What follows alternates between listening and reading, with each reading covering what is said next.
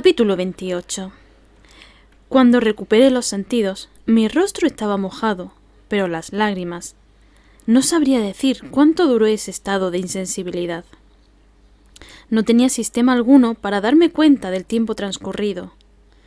Nunca hubo soledad comparable a la mía. Jamás un abandono tan absoluto. A causa de mi caída, había perdido gran cantidad de sangre. Me sentía inundado por ella. Cuánto lamentaba no estar muerto y que aún tuviera que hacerlo. No quería pensar. Rechazaba cualquier pensamiento, y vencido por el dolor, me arrojé al suelo cerca de la pared opuesta. Ya iba sintiendo que volvía la sensación de desmayo, y con ella mi total aniquilación, cuando un ruido violento vino a herir mis oídos. Parecía el prolongado retumbar de un trueno.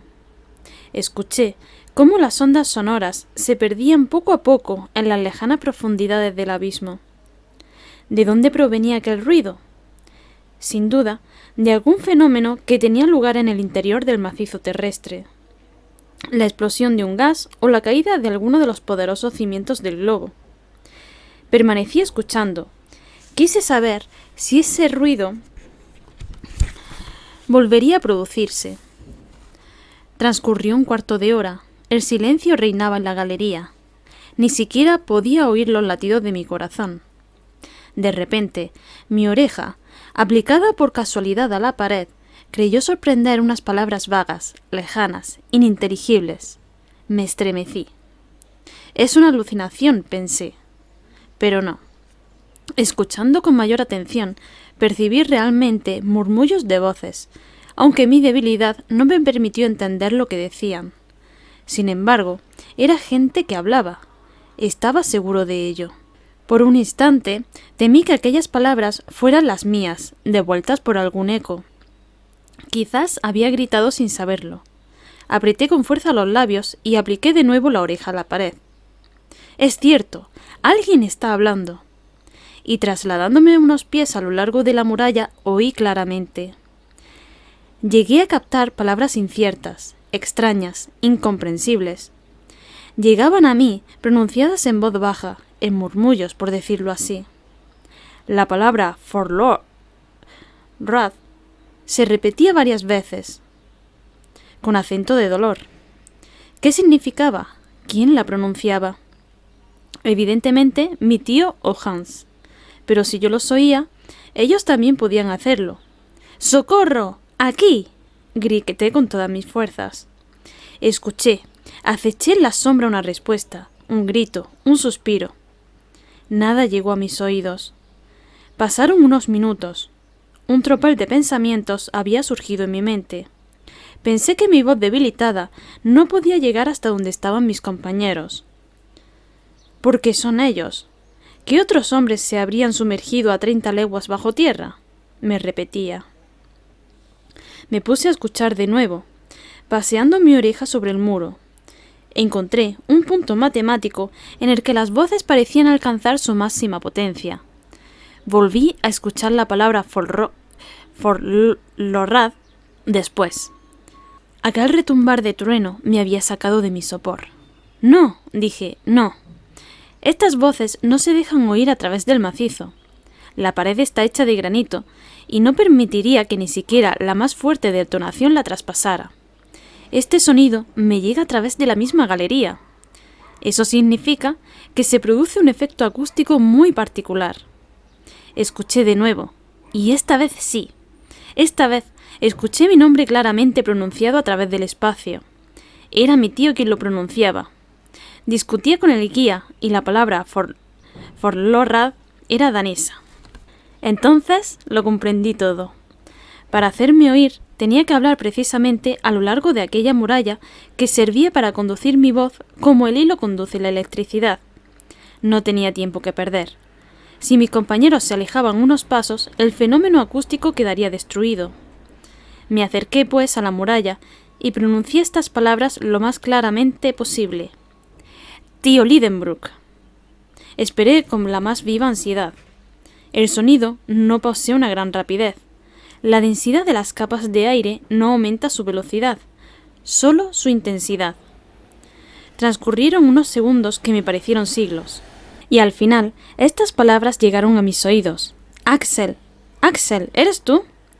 «Sí, sí», respondí yo. «Hijo mío, ¿dónde estás?» «Perdido en la más profunda oscuridad». «¿Y la lámpara?» «Apagada». «¿Y el arroyo?» «Desaparecido». «Axel, mi pobre Axel, sé valiente». Espera un poco, estoy agotado. No me quedan fuerzas para responder. Hábleme usted. Ten valor, repuso mi tío. No hables y escúchame. Te hemos buscado subiendo y bajando por la galería. Imposible encontrarte. Ah, cuánto he llorado por ti, hijo mío. Al final, suponiendo que te seguías encontrando en el curso del Hansbach, hemos vuelto a bajar disparando el fusil. Ahora, si bien nuestras voces pueden comunicarse por efecto de la acústica, nuestras manos no pueden tocarse. Pero no te desesperes, Axel. Ya es algo que podamos oírnos. Durante este rato, había tenido tiempo de reflexionar. Una leve esperanza, todavía vaga, me llegaba al corazón. En primer lugar, había una cosa que me importaba saber. Acerqué mis labios a la muralla y dije: «Tío, ¿qué quieres, hijo mío?», me respondió al cabo de unos momentos. «Primero tenemos que saber qué distancia nos separa». «Eso es fácil». «¿Tiene su cronómetro?» «Sí». «Muy bien, tómelo. Pronuncie mi nombre anotando exactamente el segundo en el que hable. Yo lo repetiré en cuanto me llegue, y usted observará igualmente el momento preciso en el que oiga mi respuesta». «Bien, la mitad del tiempo comprendido entre mi pregunta y tu respuesta indicará el que mi voz emplea para llegar hasta ti». «Eso es, tío». «¿Estás preparado?» «Sí». «Muy bien. Presta atención que voy a pronunciar tu nombre». Apliqué mi oreja a la pared y cuando recibí la palabra Axel, respondí inmediatamente Axel y aguardé. 40 segundos, dijo entonces mi tío. Han transcurrido 40 segundos entre las dos palabras. El sonido tarda, pues, 20 segundos en subir, o sea que a 1400 pies por segundo hace un total de 20.400 pies, o 1 legua y media más 1/8. 1 hora y media, murmuré.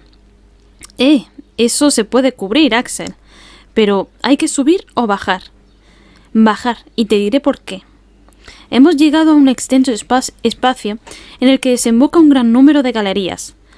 La que tú has seguido debe conducirte hasta aquí, porque parece que todas estas hendiduras, estas grietas de globo, irradian alrededor de la inmensa caverna en la que nos encontramos.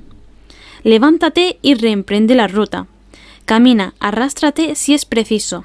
Deslízate sobre las pendientes rápidas y encontrarás nuestros brazos para recibirte al final del camino. Vamos, hijo mío, adelante. Estas palabras me reanimaron. Adiós, tío, exclamé. Me voy de aquí.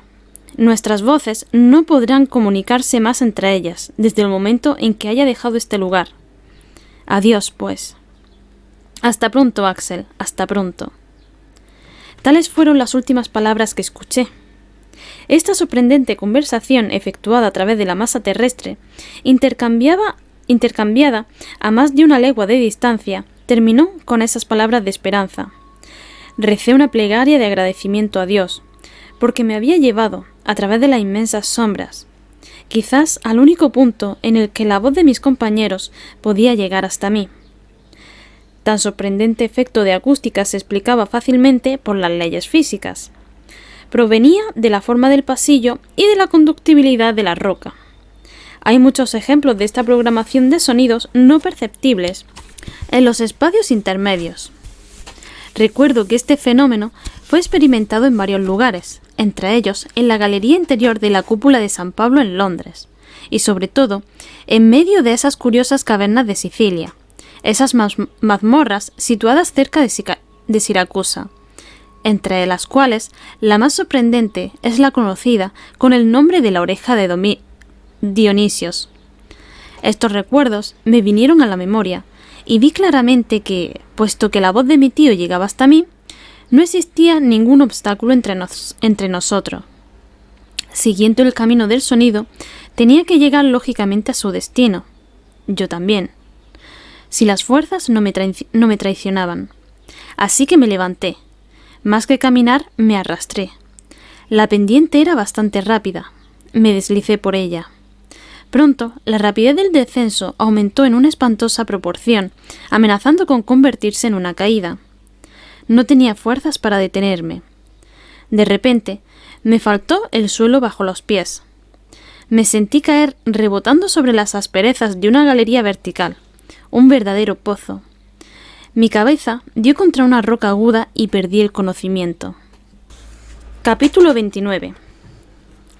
Cuando recobré el sentido, me encontraba en una semioscuridad, extendido sobre gruesas mantas. Mi tío me velaba, escrutando un resto de vida en mi rostro. A mi primer suspiro, me cogió de la mano. A mi primera mirada, lanzó un grito de alegría. ¡Está vivo! ¡Está vivo!, exclamó. Sí, respondí con voz débil. Hijo mío, estás salvado, dijo mi tío, estrechándome contra su pecho. Me sentí emocionado por el acento con que estas palabras fueron pronunciadas, y más aún con los cuidados que las acompañaron. Pero eran necesarias pruebas de tal calibre para provocar tan grandes muestras de afecto por parte de mi tío. En ese momento llegó Hans. Vio mi mano en la de mi tío. Me atrevo a afirmar que sus ojos expresaron una viva emoción. «Good Dag», dijo. «Buenos días, Hans. Buenos días», murmuré. «Y ahora, tío, dímenos dónde nos encontramos en este momento». «Mañana, Axel, mañana. Hoy estás todavía demasiado débil. Te he colocado compresas en la cabeza que no hay que quitarte. Duerme, pues, hijo mío, que mañana lo sabrás todo». «Pero por lo menos», repliqué, «dígame qué hora es. ¿Qué día es hoy?» «Son las 11 de la noche. Hoy es domingo 9 de agosto, y no te permito más preguntas antes del día 10 del presente mes». En realidad, me encontraba muy débil y mis ojos se cerraron involuntariamente. Necesitaba una noche de reposo, así que me adormecí, pensando que mi aislamiento había durado 4 largos días. A la mañana siguiente, al despertar, miré a mi alrededor. Mi lecho, formado con todas las mantas de viaje, se encontraba instalado en una gruta maravillosa, orlada de magníficas estalactitas, y cuyo suelo estaba recubierto de arena fina. Reinaba una semioscuridad. No había ni antorchas ni lámparas encendidas, pese a lo cual una inexplicable luminosidad provenía del exterior, penetrando por una estrecha abertura de la gruta. Escuché asimismo un murmullo vago e indefinido, semejante al rumor de las olas que van a romper a la playa, y de vez en cuando los silbidos de la brisa. Me pregunté si me había despertado del todo, o si aún estaba soñando, si mi cerebro, dañado por la caída, percibía ruidos puramente imaginarios. Sin embargo, ni mis ojos ni mis oídos podían engañarme hasta tal punto. Pensé, es un rayo de luz que se introduce por esta abertura de la roca. Esto es el rumor de las olas y el silbar de la brisa. ¿Me equivoco o hemos vuelto a la superficie de la tierra? ¿Acaso ha renunciado mi tía a su expedición o la habrá coronado ya con éxito? Me planteaba estas insalvables cuestiones cuando entró el profesor. «Buenos días, Axel», dijo alegremente. «Apostaría a que ya te encuentras mejor». «Claro que sí», dije, incorporándome entre las mantas. «Así tenía que ser, porque has dormido tranquilamente. Hans y yo hemos hecho turnos para velarte y hemos observado cómo progresabas en tu curación». En efecto, me siento lleno de energía, y la prueba es que haré los honores al desayuno que quieras servirme. Ahora mismo vas a comer, hijo mío. La fiebre te ha abandonado. Hans ha frotado tus heridas con no sé qué ungüento, del que los islandeses poseen el secreto y han cicatrizado por completo. Nuestro cazador vale un imperio. Mientras hablaba, mi tío preparó algunos alimentos que me apresuré a devorar, a pesar de sus recomendaciones de calma. Durante este tiempo le abrumaba a preguntas que él iba contestando sin vacilar. Supe entonces que mi caída providencial me había llevado precisamente al extremo de una galería casi perpendicular. Como sea que me encontraron en medio de un torrente de piedras, la menor de las cuales habría bastado para aplastarme, era lógico concluir que una parte del macizo rocoso se había precipitado conmigo. Este espantoso vehículo me trasladó así hasta los brazos de mi tío, en los que caí sangrante y exánime.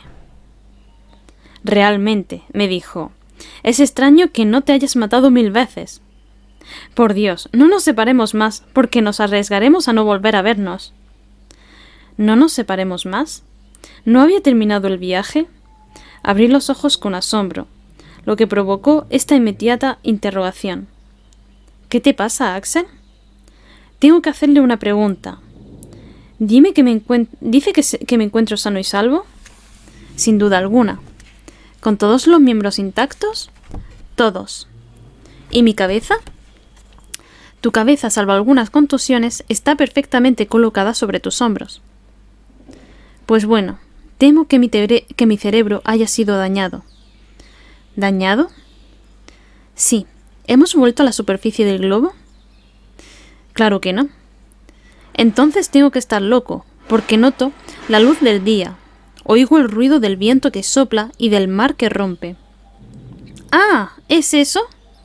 Ya me explicará. No te explicaré nada, porque es inexplicable, pero verás y comprenderás que la ciencia geológica no ha dicho su última palabra. Salgamos de aquí, exclamé, levantándome bruscamente. No, Axel, no. El fuerte viento podría hacerte daño. ¿El fuerte viento? Sí, el viento sopla con demasiada violencia. No quiero que te expongas así. Le aseguro que me siento de maravilla. Un poco de paciencia, muchacho. Una recaída nos pondría en apuros, y no tenemos tiempo que perder, porque la travesía puede ser larga. ¿La travesía? Sí, descansa hoy y embarcaremos mañana. ¿Embarcaremos? Esta última palabra me hizo pegar un salto. ¿Qué? ¿Embarcar? ¿Así que teníamos un río, un lago o un mar a nuestra disposición? ¿Una embarcación estaba anclada en algún puerto interior? Mi curiosidad se excitó al máximo. Mi tío intentó en vano retenerme. Cuando vio que mi impaciencia me causaría más daño que la satisfacción de mis deseos, acabó por ceder. Me vestí rápidamente.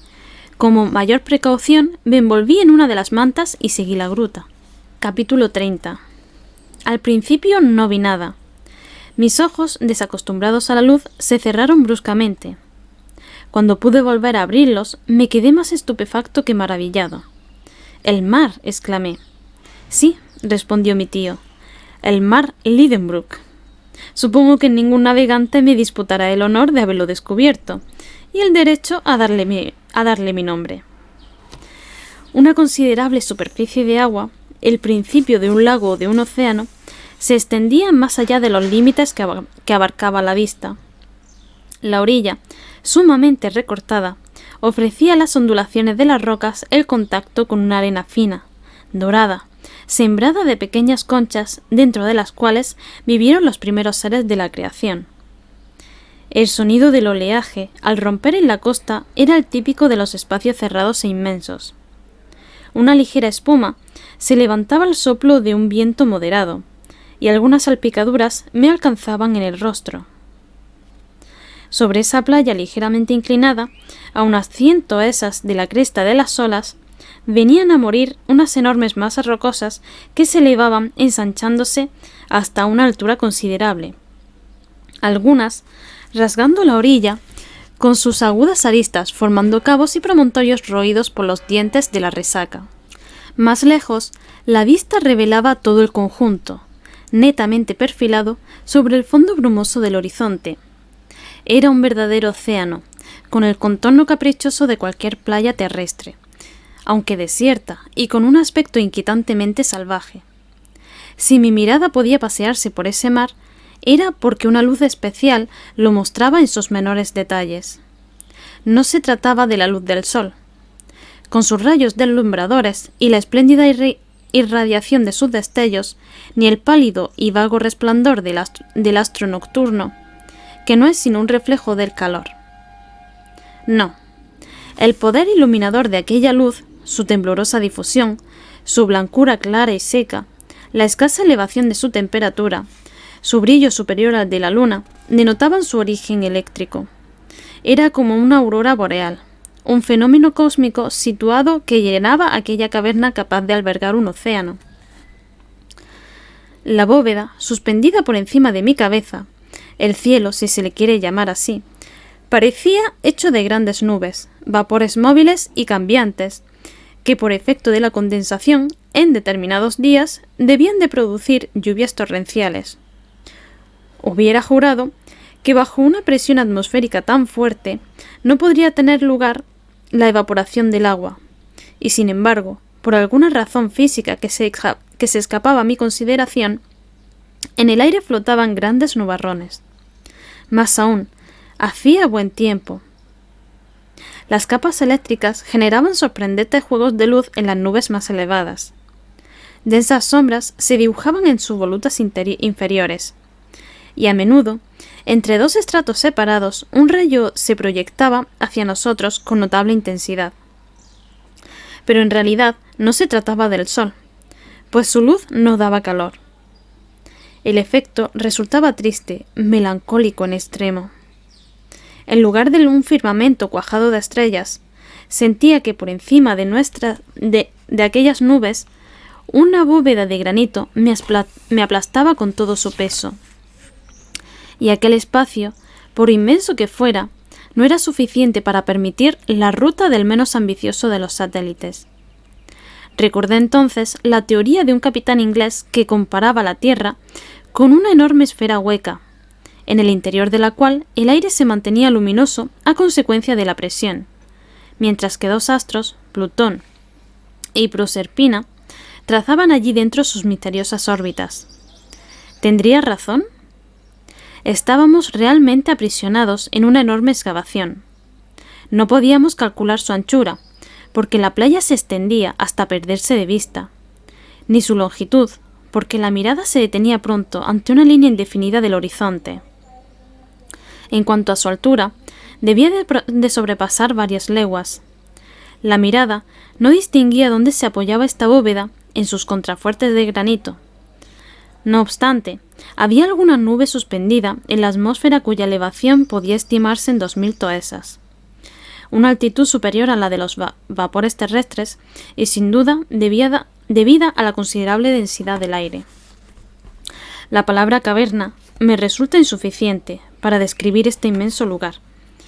De hecho, las palabras humanas no le sirven a quien se atreve a internarse en los abismos del globo. Además, yo desconocía qué tipo de fenómeno geológico podía explicar semejante excavación. ¿La había producido el enfriamiento de la Tierra?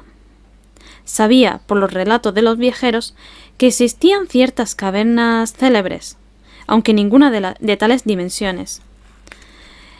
Si la gruta de Huachara, en Colombia, visitada por el señor Humboldt, no entregó el secreto de su profundidad al sabio que la recorrió en un espacio de 2500 pies, no es verosímil que se extendiera mucho más allá. La inmensa caverna de Mammoth, en Kentucky, tenía proporciones gigantescas, puesto que su bóveda se elevaba a 500 pies por encima de un lago insondable, del que los viajeros recorrieron más de 10 leguas sin encontrar el final. Pero, ¿qué representaban aquellas cavidades comparadas con la que yo estaba admirando, con su cielo vaporoso, sus irradiaciones eléctricas y un ancho mar encerrado entre sus límites? Mi imaginación se sentía impotente ante tal inmensidad. Contemplaba en silencio todas estas maravillas, y me faltaban las palabras para definir mis sensaciones. Creía asistir en algún plano del planeta, en algún lejano planeta, Neptuno o Urano, a fenómenos de los que mi naturaleza terrestre no tenía conciencia. Para las nuevas sensaciones se precisan nuevas palabras, y mi imaginación no me las proporcionaba. Miraba, reflexionaba, lo admiraba todo con una estupefacción mezclada con un cierto espanto. Lo imprevisto de este espectáculo había reavivado en mi rostro los colores de la salud. La admiración obraba en mí como una terapia, y mi curación completa se debió a este nuevo tratamiento. Por otra parte, la fuerza de un aire tan denso me reanimaba y proporcionaba oxígeno a mis pulmones. Podéis imaginaros sin esfuerzo que después de un cautiverio de 47 días sumido en una estrecha galería, constituía un gozo infinito aspirar esa brisa cargada de húmedas emanaciones salinas. Así, no tuve motivos para arrepentirme por haber abandonado mi oscura gruta. Mi tío, ya acostumbrado a tales maravillas, no se extrañó lo más mínimo. ¿Te sientes con fuerzas para pasear un rato?, me preguntó. Sí, claro, le respondí. Nada me será más agradable. Bueno, pues cógete de mi brazo y sigamos las sinuosidades de la orilla. Acepté enseguida y empezamos a bordear este nuevo océano. A la izquierda, rocas abruptas encastadas unas sobre las otras formaban un amontonamiento titánico de prodigiosos efectos. A sus flancos se abrían innumerables cascadas de corrientes límpidas y clamorosas. Algunos ligeros vapores, saltando de roca en roca, señalaban el lugar de las fuentes cálidas, y unos arroyos iban a precipitarse al depósito común, buscando en las pendientes la ocasión para murmurar más libremente. Entre esos arroyos reconocí el Hansbach, nuestro fiel compañero de viaje, que se perdía tranquilamente en el mar, como si no hubiera hecho otra cosa desde el principio de los tiempos. Lo echaremos de menos de aquí en adelante, dije suspirando. Bah, respondió el profesor. Este río o cualquier otro, ¿qué más da? Encontré un tanto ingrata la respuesta. Pero en aquel momento, un espectáculo imprevisto atrajo mi atención. A 500 pasos, tras un elevado promontorio, un bosque alto, frondoso y espeso, apareció ante nuestros ojos. Estaba compuesto por árboles de tamaño medio, tallados con regularidad, como si fueran sombrillas, de contornos netos y geométricos. Las corrientes atmosféricas no parecían afectar su follaje, y en medio de las ráfagas de aire permanecían inmóviles, igual que un grupo de cedros petrificados. Apresuré el paso. No era capaz de designar con un nombre aquellas especies tan singulares. No formaban parte de las 200.000 especies vegetales conocidas hasta entonces, y teníamos que concederles un lugar especial en la flora de las vegetaciones lacustres. No. Cuando llegamos bajo su sombra, mi sorpresa igualó mi admiración. En efecto, me encontraba en presencia de especies terrestres, pero cortadas por un patrón gigantesco. Mi tío los llamó por el nombre que les cuadraba más. No es más que un bosque de setas, dijo. Y no se equivocaba. Es tan fácil imaginar el desarrollo adquirido por esas plantas tan propias de los lugares húmedos y cálidos. Sabía que el Lycoperdon giganteum alcanza, según Vuillard, 8 o 9 pies de circunferencia. Pero estábamos ante setas blancas de 30 o 40 pies y un sombrero de igual diámetro. Las había millares. La luz no conseguía traspasar su espesa sombra, y una completa oscuridad reinaba bajo esas cúpulas superpuestas como los redondos tejados de una ciudad africana. No obstante, quise adentrarme en ellas. Un frío mortal se desprendía de aquellas carnosas bóvedas. Durante media hora vagamos por aquellas húmedas tinieblas y sentí auténtico bienestar cuando llegué de nuevo a las orillas del mar. La vegetación de esta región subterránea, sin embargo, no se limitaba a tales setas. Más lejos se elevaban, agrupados, muchos otros árboles de follaje descolorido. Resultaban fáciles de reconocer. Eran humildes arbustos terrestres de dimensiones descomunales, licopodios de 100 pies de altura, sagitarias gigantes, helechos grandes como abetos de alta montaña, lepidodendros de tallos cilíndricos bifurcados, terminados en largas hojas y de pelos erizados y ásperos, como plantas de monstruosa fertilidad. «Extraordinario, magnífico, espléndido», exclamó mi tío. «Aquí tenemos toda la flora de la segunda época del mundo, de la época de la transición. Aquí están las humildes plantas de nuestros jardines, que en los primeros siglos del globo se convertían en árboles. Mira, Axel, admira. Nunca un botánico se ha encontrado ante una fiesta semejante. Tienes razón, tío. La providencia parece haber querido conservar en un inmenso invernadero estas plantas antediluvianas que la sagacidad de los sabios ha reconstruido con tanto acierto. Cierto, hijo mío, es un invernadero, pero harías mejor añadiendo que es también un zoológico. ¿Un zoológico? Sin duda alguna, ¿ves este polvo que pisamos, estos huesos esparcidos por el suelo? ¿Huesos?, exclamé. Sí, huesos de animales antediluvianos. Me precipité sobre estos restos seculares compuestos de fosfato de cal, una sustancia mineral indestructible. Sin vacilar, di el nombre que correspondía a esos huesos gigantescos, parecidos a troncos de árboles resecos. Esta es la mandíbula inferior del mastodonte, dije, y estos, los molares del dinoterio. Aquí tenemos un fémur que no puede haber pertenecido más que al más grande de esos animales. El megaterio. Sí, estamos en un zoológico, porque estos huesos no han sido trasladados hasta acá por un cataclismo. Los animales a los que pertenecieron vivieron en las orillas de este mar subterráneo, a la sombra de estas plantas arborescentes. Vio esqueletos enteros y sin embargo... Sin embargo, dijo mi tío, no comprendo la presencia de cuadrúpedos semejantes en esta caverna de granito. ¿Por qué? Porque la vida animal no ha existido en la Tierra más que en los periodos secundarios, cuando el terreno sedimentario fue formado por los aluviones, reemplazando las rocas incandescentes de la época primaria. Pues bien, Axel, hay una respuesta muy sencilla a tu objeción, y es que este terreno es un terreno sedimentario.